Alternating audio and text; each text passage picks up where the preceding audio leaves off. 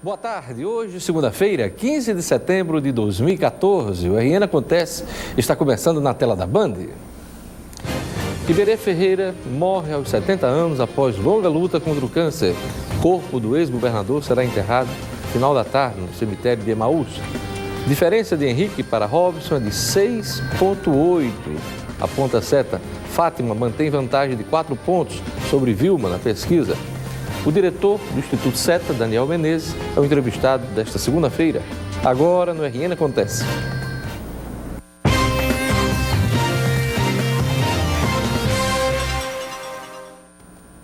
Iberê Ferreira de Souza morreu aos 70 anos por complicações de um câncer diagnosticado em 2010. O corpo do ex-governador está sendo velado na Escola de Governo. O corpo do ex-governador chegou em Natal por volta das 9h30 da manhã, após ser velado na cidade de Santa Cruz durante toda a madrugada. Na Escola de Governo, no Centro Administrativo, amigos e parentes de Iberê Ferreira de Souza também prestaram as últimas homenagens ao político potiguar.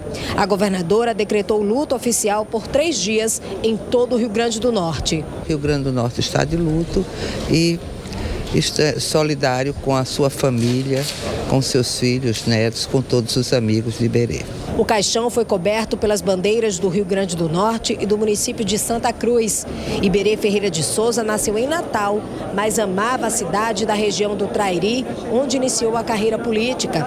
Iberê, que também era advogado, foi secretário de governo, 2 vezes deputado estadual, 6 vezes deputado federal, vice-governador e em 2010 assumiu o cargo de governador do Rio Grande do Norte. Era moderno, era amigo, era um político, né, que sabia escutar as pessoas, que poucas pessoas sabem hoje, e os políticos hoje, a maioria não sabe escutar as pessoas, e ele sabia. Era amicíssimo de Eduardo Campos, Eduardo tinha um carinho enorme por ele. Eduardo morreu no dia 13 passado e Iberê morreu um mês depois, no dia 13 agora deste mês.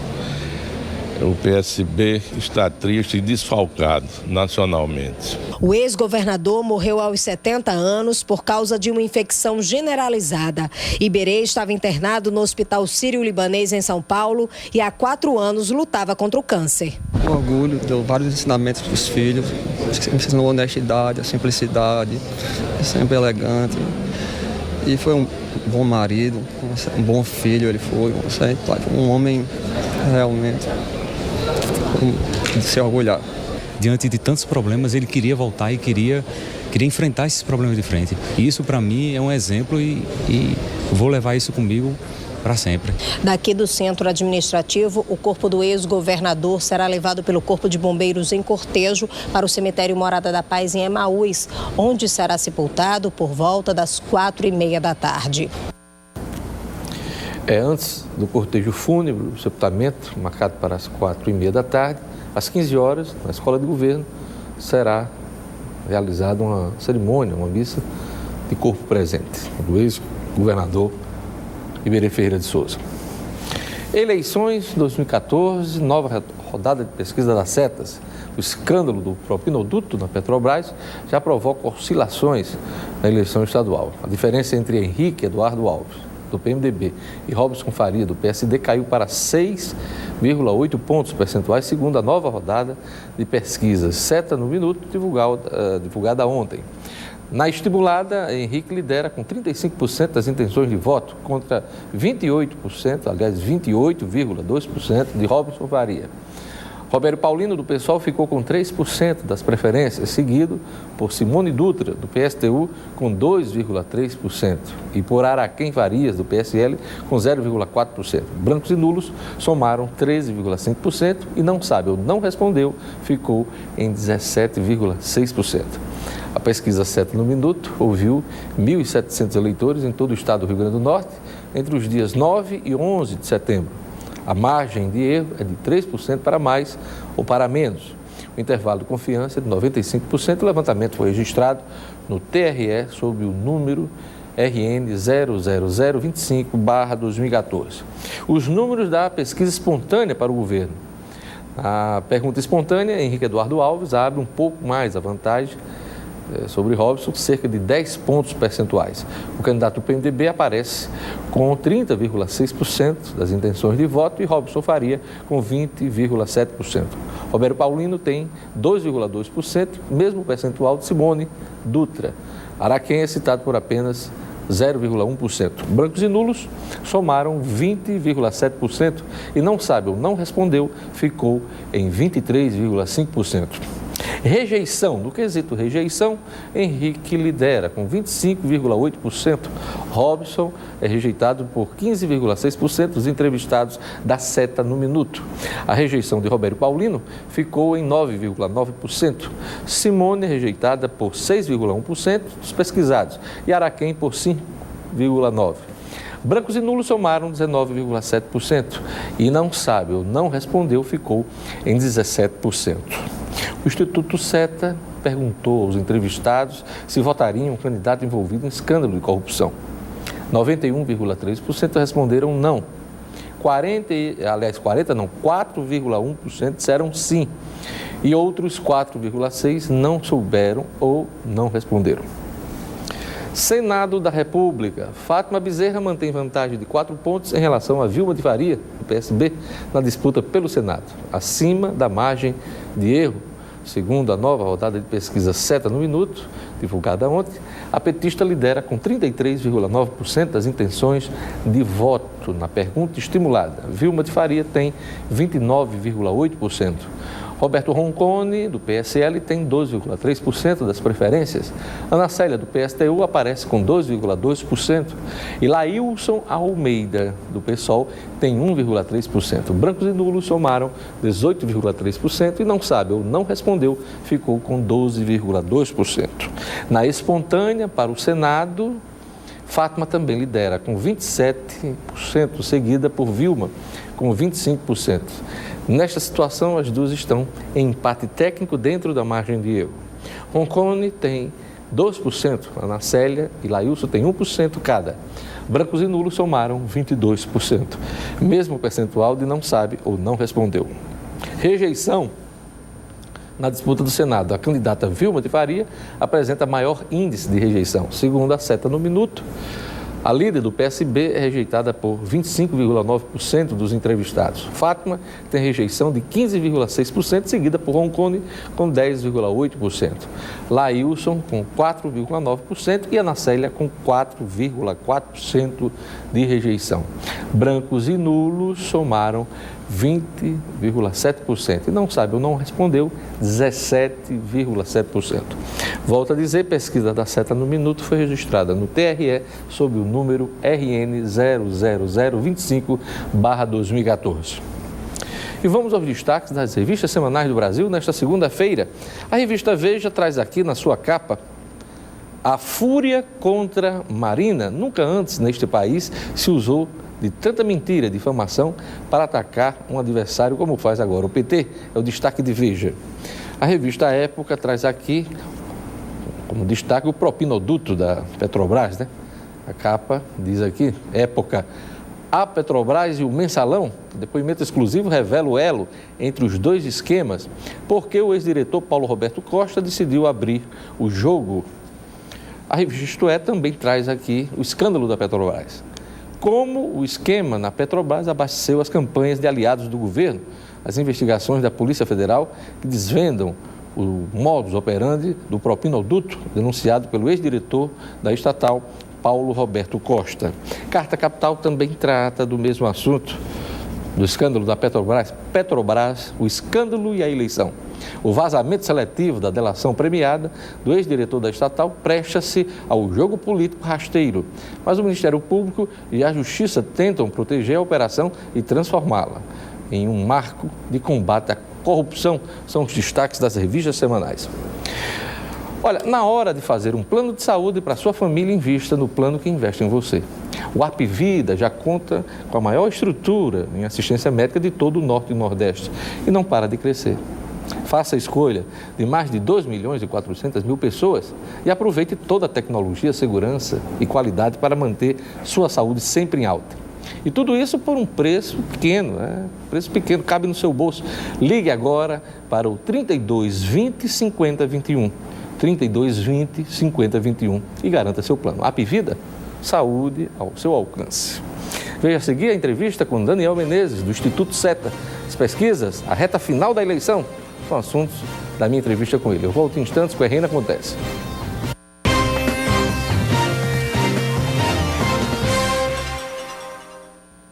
Há 20 dias das eleições, a disputa para o governo se mantém aberta aqui no Rio Grande do Norte, com certa vantagem para o candidato do PMDB, Henrique Eduardo Alves, como a gente conferiu no bloco anterior.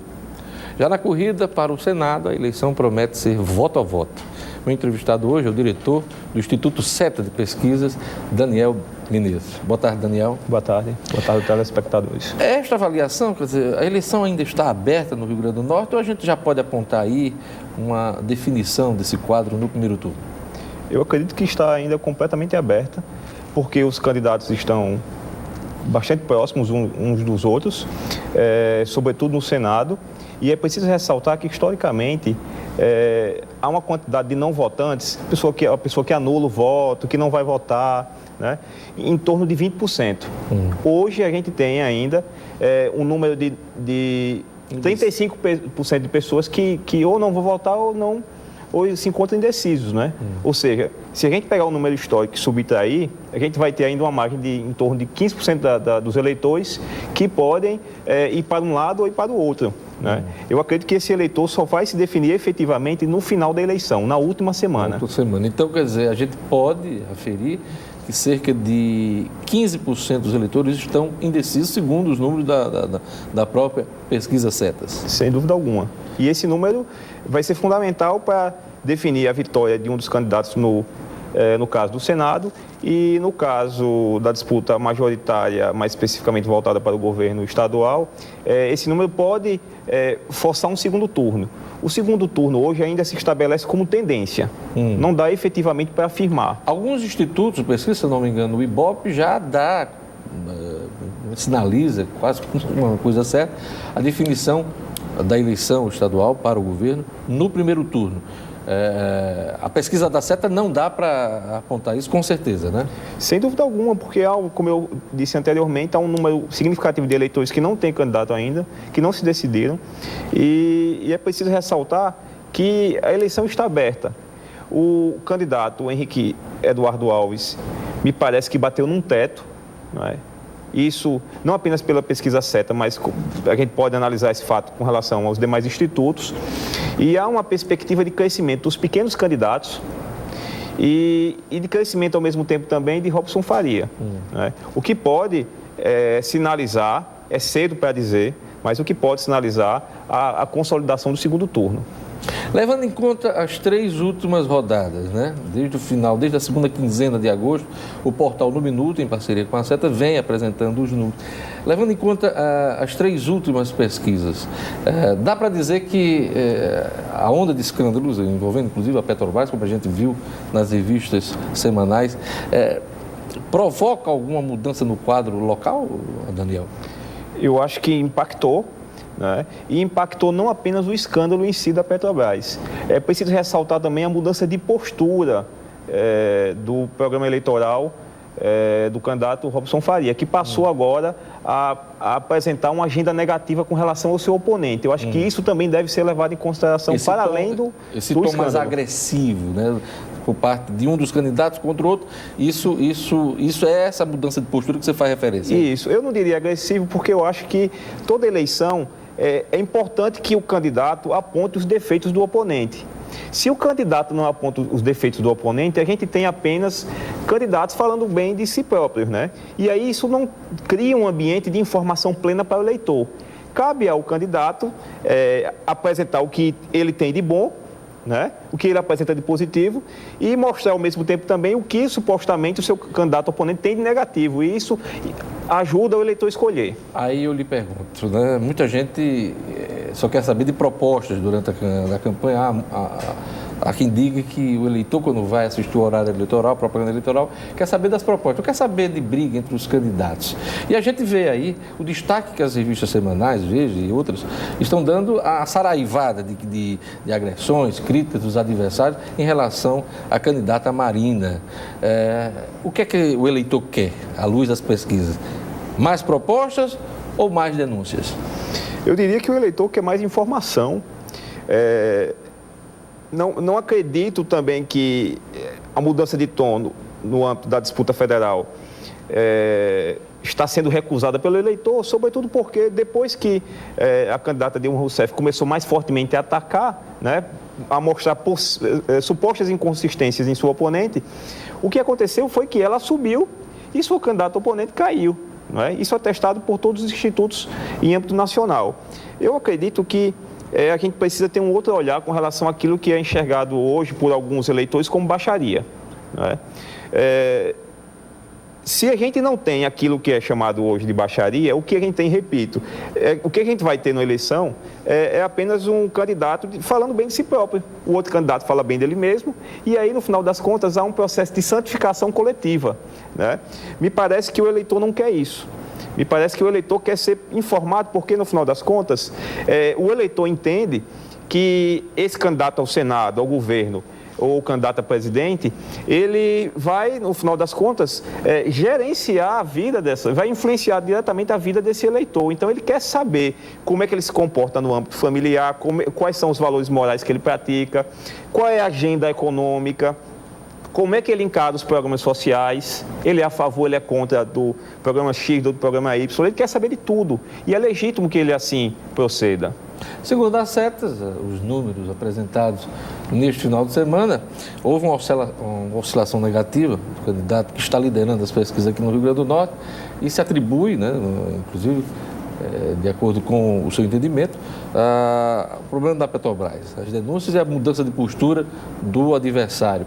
Mas no caso nacional, por que o propinoduto da Petrobras, por exemplo, não está afetando a candidata Vilma de Faria? Pelo menos no Rio Grande do Norte, a situação dela continua inalterada aqui. Qual é a avaliação que o senhor faz? Com relação a Vilma? A Dilma Rousseff. A Dilma. A disputa presidencial. É preciso que a gente espere um pouco mais para saber se isso vai afetar. A última rodada de pesquisa com relação ao que a gente fez aqui no Rio Grande do Norte nos mostra que isso não afetou. Por enquanto não afetou.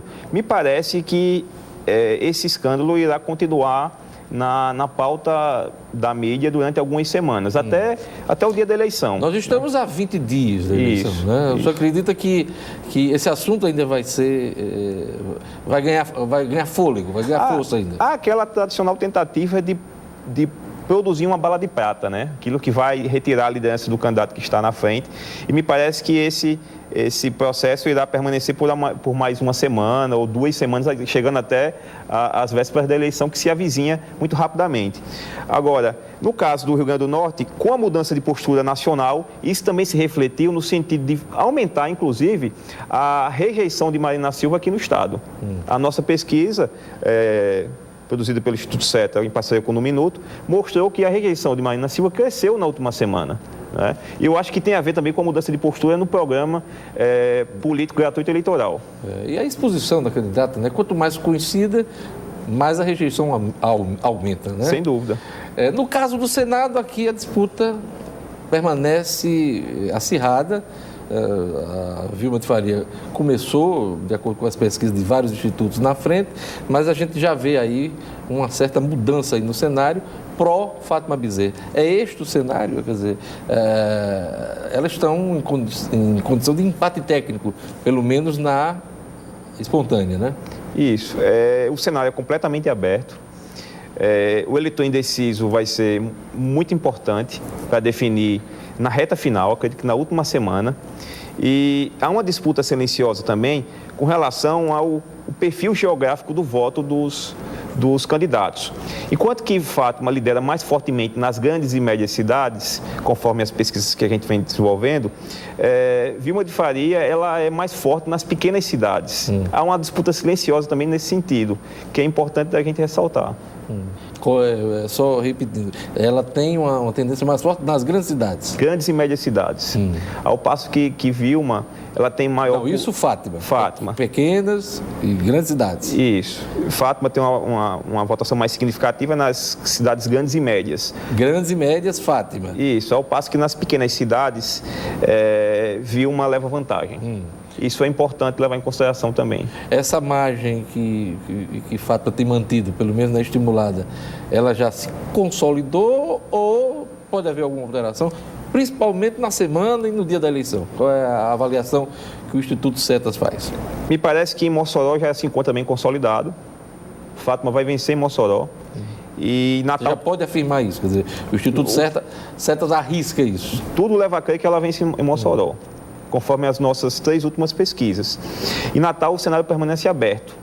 Na região da Grande Natal, né, o cenário também é completamente aberto.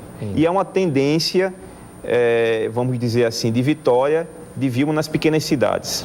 Me parece ser esse o perfil hoje. Para encerrar, Daniel Menezes, do Instituto de Pesquisa Setas, que em parceria com o No Minuto tem realizado aí, próximo final de semana, nós teremos, aliás, até o final de semana da eleição, nós teremos as rodadas de pesquisas em parceria Seta no Minuto.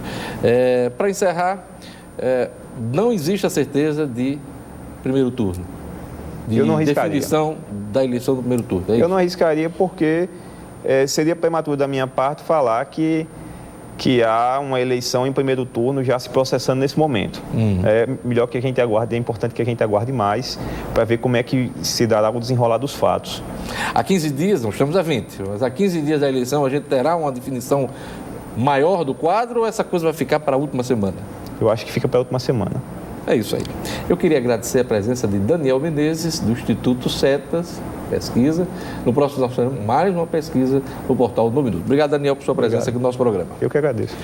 O RN Acontece vai ficando por aqui. Assista a reprise do programa logo mais no portal No Minuto. Obrigado pela audiência. Espero você amanhã aqui na Band. Fique agora com a programação da Rede Bandeirantes. Até amanhã.